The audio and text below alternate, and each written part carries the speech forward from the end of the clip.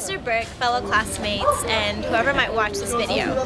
My name is Anais Glenn Montero, and today I'm at the plant where there's a movie theater and a couple of stores and restaurants where hopefully I can find a group of teenagers to do my performance speech to.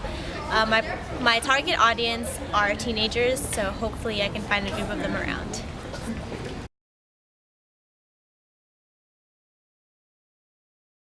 Hey guys, what do you guys think about universal healthcare? I really don't know what universal healthcare is.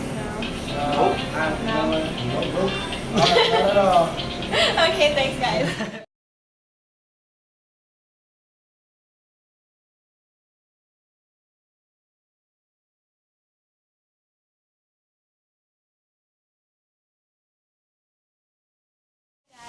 Like, I know you're all eating and stuff, but I have a final project for school, and if you guys want to listen to me, you guys can go outside, and I'll be outside to do my speech.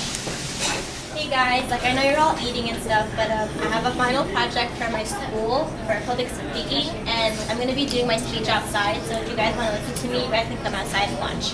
Thank you. Hey guys, I know you're all eating and stuff, but I have a project for my public speaking class at school, and I have to talk to you guys in public, so I'm going to be doing a speech outside, so if you guys want to come and listen to me after you guys eat, you guys can. Thank you. Hey guys, thank you for coming out to listen to my speech. My name is Anais Glenn Montero, and I'm doing a performative speech from my public speaking class at school, and the reason why I chose you guys is because you guys are all teenagers, and my target audience for this speech is teenagers because you guys are all our future and I'm part of the future too. And so I'm going to be telling you guys all about a story, and the story is about a girl named Kelly. And Kelly is a young adult, 19 to be exact, and hopefully her story will help you all better understand the importance of healthcare in our lives and what we should do to receive the necessary care that we need. Okay, so here's the story. It was a beautiful sunny Friday in San Diego, California. Kelly, a 19-year-old college student, had just finished her classes and was about ready to tackle on the rest of her day. She was planning to meet up with a couple of her girlfriends to treat themselves out for their weekly dates, and this week was to get a manicure and a pedicure. Every Friday, they meet up to celebrate the end of the week and the start of the new weekend. The clock struck 1:30, and her best friends, Vanessa and Hillary, arrived to pick her up.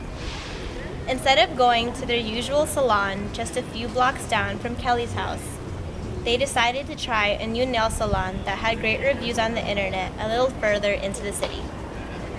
They were having the time of their lives as usual, singing along to their favorite songs while cruising down the highway, when Kelly started to feel a striking pain in her chest and even felt a bit nauseous. She didn't think it was that serious, so she didn't tell her friends about it. Once they got to the nail salon, the chest pain seemed to get worse, and now she had difficulty breathing. The nail salon turned into a ruckus as they tried to make sure she was okay. Vanessa called 911, and the paramedics arrived to take Kelly to the nearby hospital. Kelly's other friends from school began to stop by the hospital, checking to see if Kelly was okay.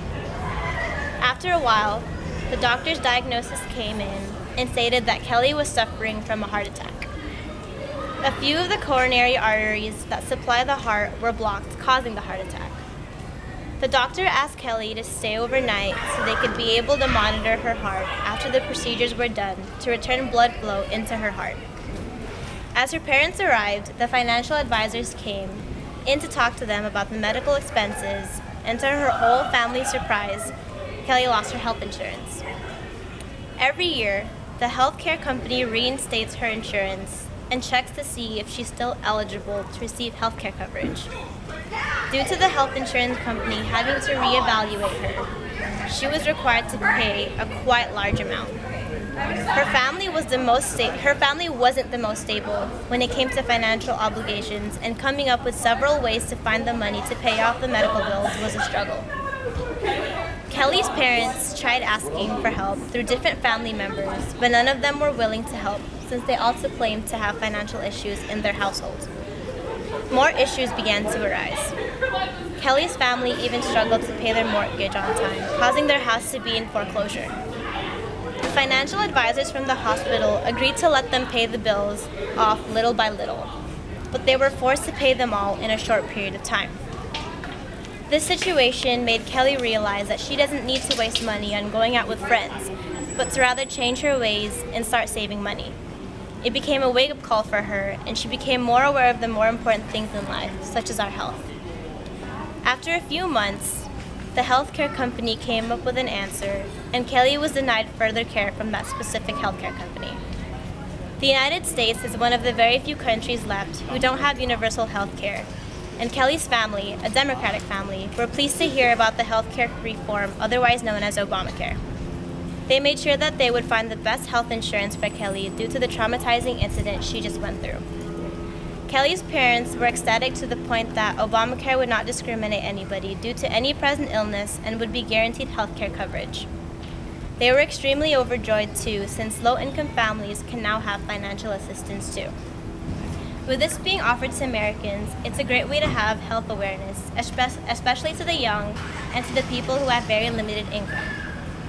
However, regarding the medical bill Kelly and her family had to pay, the bill was waived due to her family's financial status.